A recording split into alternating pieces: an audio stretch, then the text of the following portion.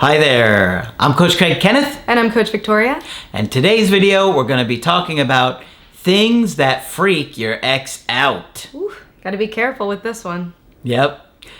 You know, when you're going through a breakup and you're confused, you don't know what to do, it can be scary and you could be really overwhelmed. And that anxiety can really take over you and you just feel so emotionally charged. You have a lot of energy and pretty much everything inside of you is saying, I've got to reconnect with this person now. Otherwise, it's over and you feel like you're going to die without them. You're scared. You're going to lose them. You're worried. Maybe that somebody else is going to come along. You're overwhelmed with all kinds of thoughts and fears. And it's going to cause you to act unlike yourself. Mm-hmm. And in fact, I saw a comment on the channel today that somebody said, I don't even feel like myself anymore. Yeah. And it really does, because your body feels kind of out of control. Your thoughts feel out of control. You're getting stomach aches. You can't sleep. And so when you're feeling like that, it causes you to be desperate and do a lot of rash, impulsive behavior. Okay? So this is a time where you have to be very careful about overwhelming your ex, because many times the things that, your brain is telling you to do is the thing that's going to scare them, overwhelm them, and freak them out. Mm-hmm. And we're going to be talking about some of these behaviors today because these are some of the big ones that we see. And if you can avoid a lot of these mistakes, it's going to significantly help your chances of turning things around just by avoiding these mistakes. Mm-hmm. And you have to remember that you're in a completely different state than your ex is in. In your mind, you are trying to repair things. You're trying to do everything to increase your chances. But for them, all of these things can be perceived totally differently. So keep that in mind. Mm-hmm. The very first thing we see, the most common thing we see, is bombarding your ex with text messages. This is an impulse that is natural. Mm-hmm. Somebody is telling you that they want to end their connection with you. You want to repair it. You're adding more fuel to the fire. You're saying, if I just communicate with them more, then maybe they will understand. A lot of times the opposite happens. They end up shutting down, blocking you out. Mm-hmm. So as soon as we do hear the news that our ex doesn't want to continue the relationship, we're devastated. Yeah. And it does cause us to act out of character. Mm-hmm. So bombarding them with messages may also include if you already have them on the phone and won't let them go.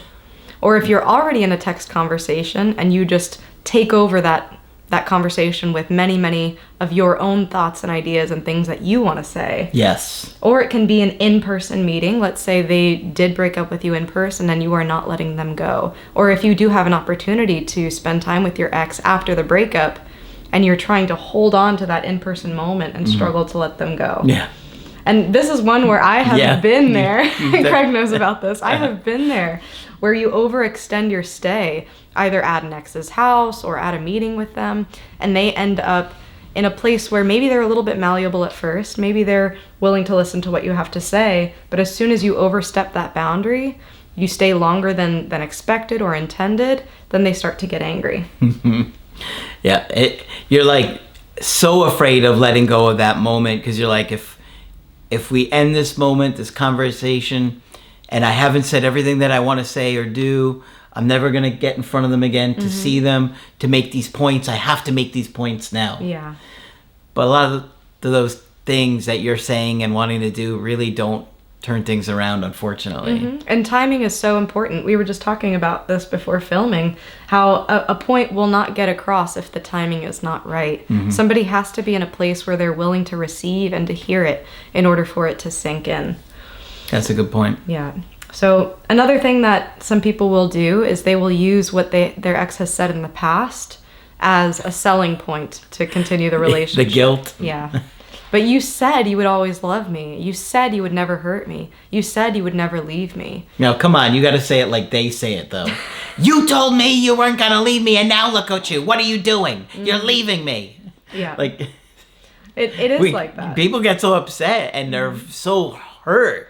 They just explode. Mm-hmm. But it's not going to make them feel guilty. It's going to make them like, oh my gosh, I have to get off this phone right now. Yeah, it makes them feel unsettled because at that point where they said those things, they were feeling completely differently. Mm-hmm. So it might make them feel trapped, make them feel guilty, and just at unease. You know, and I'm guilty of this one too. One thing that I did in one of my breakups was I took screenshots of every single time that over text my partner had promised me something. Yeah. And I just went for it. I remember that now that you're saying I it. cringe so hard when I think back on it. But I sent You're like, every here's my single one. receipts.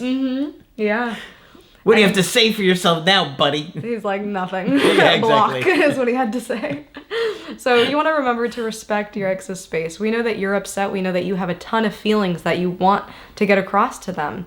Now is not the time. Bombarding them with messages will make them feel freaked out, at unease, you know, feel like their boundaries aren't being respected, like they can't make a decision for themselves now with how they're feeling right now. And it's not going to create any kind of attraction, which is ultimately a big part of what you're trying to do here is re-attract somebody. You have to think about the consequences too. If you do continue to bombard your ex with messages, continue to call them, continue to show up unannounced, they might take legal action.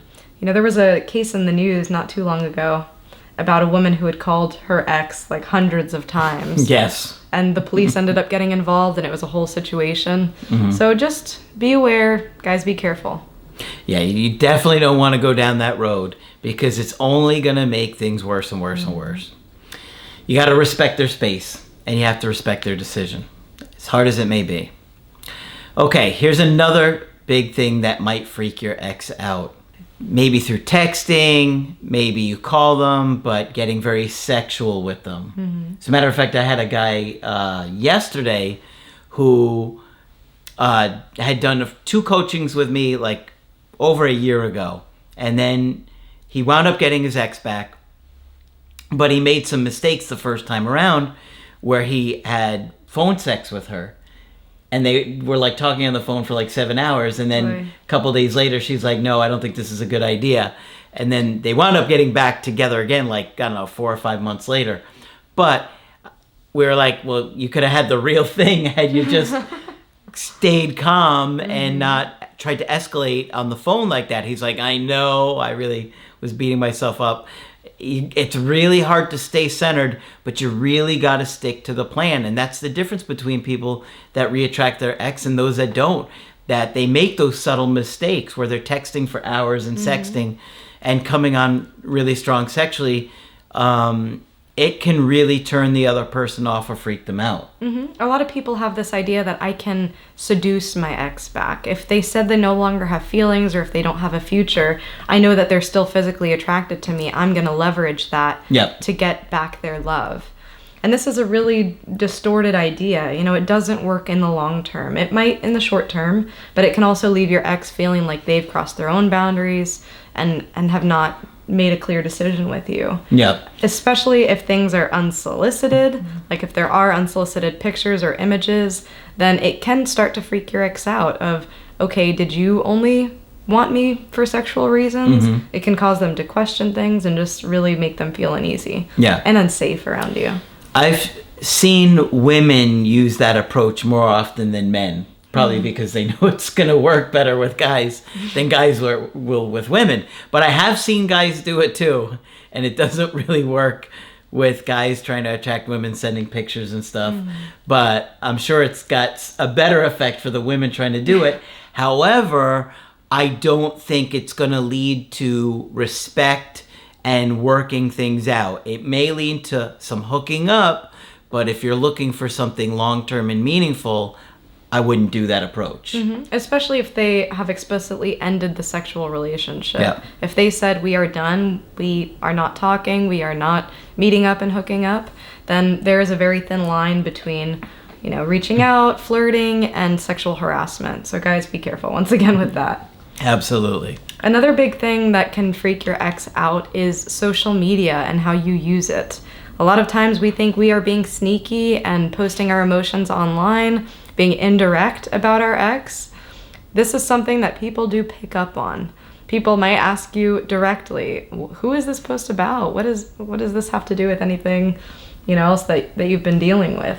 So your ex can see this and feel like their privacy has been violated, especially if you are being direct about them online, which some of you have.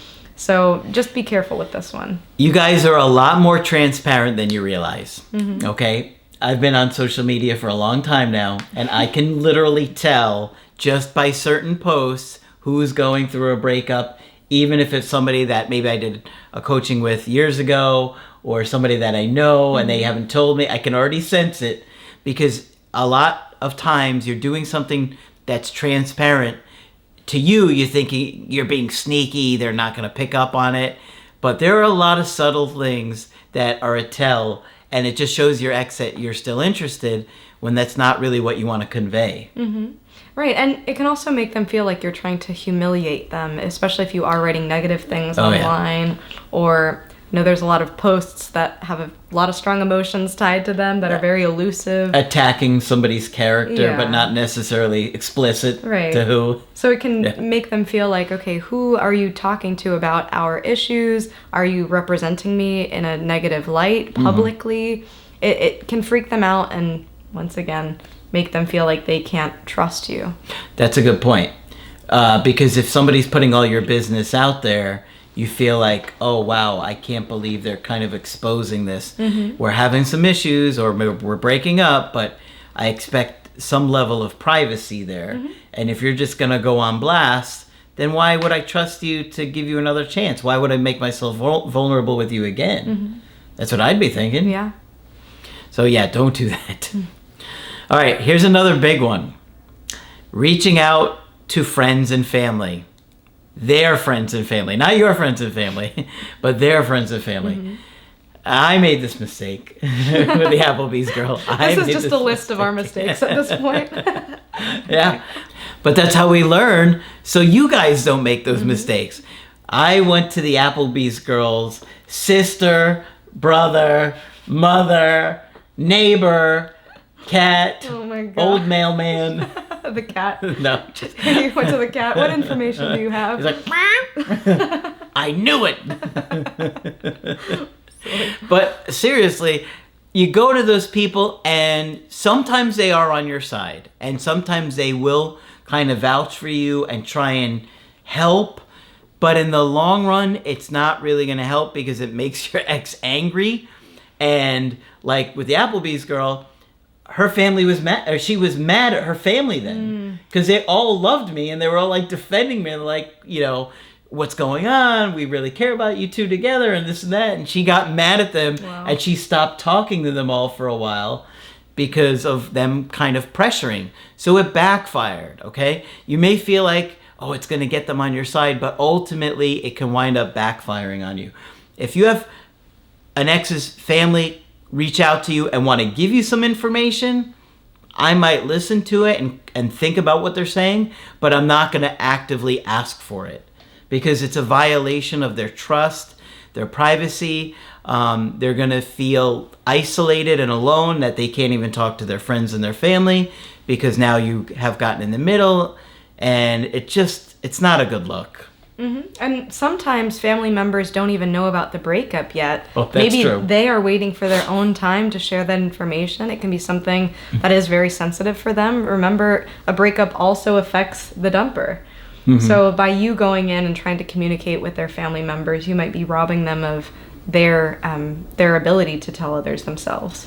And one other big thing there is that many times, even if they have a close relationship with, say, their mother doesn't know the whole story. Okay?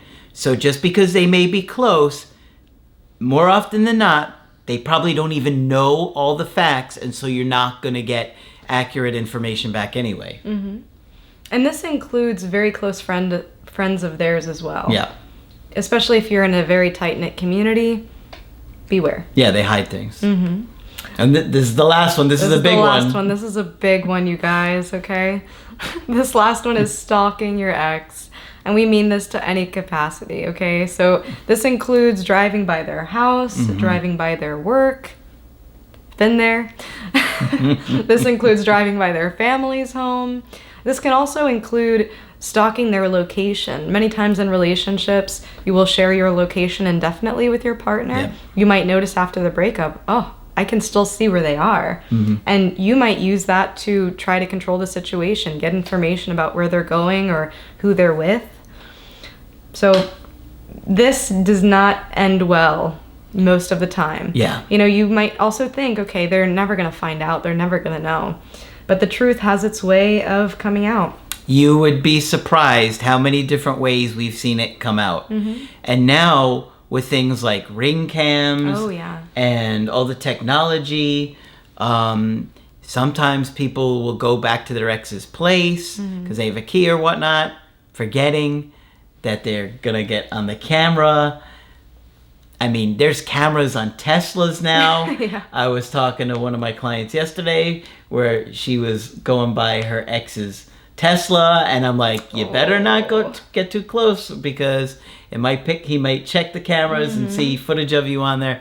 You just got to be really careful with all these things now. Yeah, and the danger in this is that it can make your ex feel physically unsafe. They might feel like it's threatening that you are around them. It might make them paranoid. They might think that you're out to hurt them or do some damage, especially for women, you know, more vulnerable group where a lot of times men do get very angry, lash out, can physically hurt. I mean, it goes both ways too. Yes. But just something to be careful about, especially if your ex does have a history of dealing with these types of characters, very controlling, physical abuse, intimate partner violence, you know, any type of you showing up unannounced or being in a place where they don't expect you to be can be triggering. Yeah. It's one of the fastest ways to kill your chances with your ex. I've seen people get caught in the house. I've seen neighbors catch people. I've heard stories of driving past and they get caught driving past. You name it, it's happened. You think you're going to outsmart the system, but the universe has a way of getting you caught. In fact, now some of these locks, like you push in a code, they alert somebody on the app if the door's been unlocked, open and closed. So you don't even think about it because it looks just like a deadbolt. But now an app will alert. So you got to be careful. There's a lot of different ways you can get caught. And this is, again, one of those things that can lead to your ex taking legal action, filing a restraining order against you. And I can promise you one thing, a restraining order is not something we recommend to improve your chances with your ex. No. It's up there with the handwritten letter. Yeah. All right. So hopefully this one's been helpful to you. Of course, if you want to get our help personally, you could do that on my website, askcraig.net. I do email coaching and I do Skype. Coach Victoria is also available for Skype coaching. I'm here whenever you're ready to talk. Just click on her name at the top of the website to schedule with her. But that's it for this video. I'm Coach Craig Kenneth. And I'm Coach Victoria.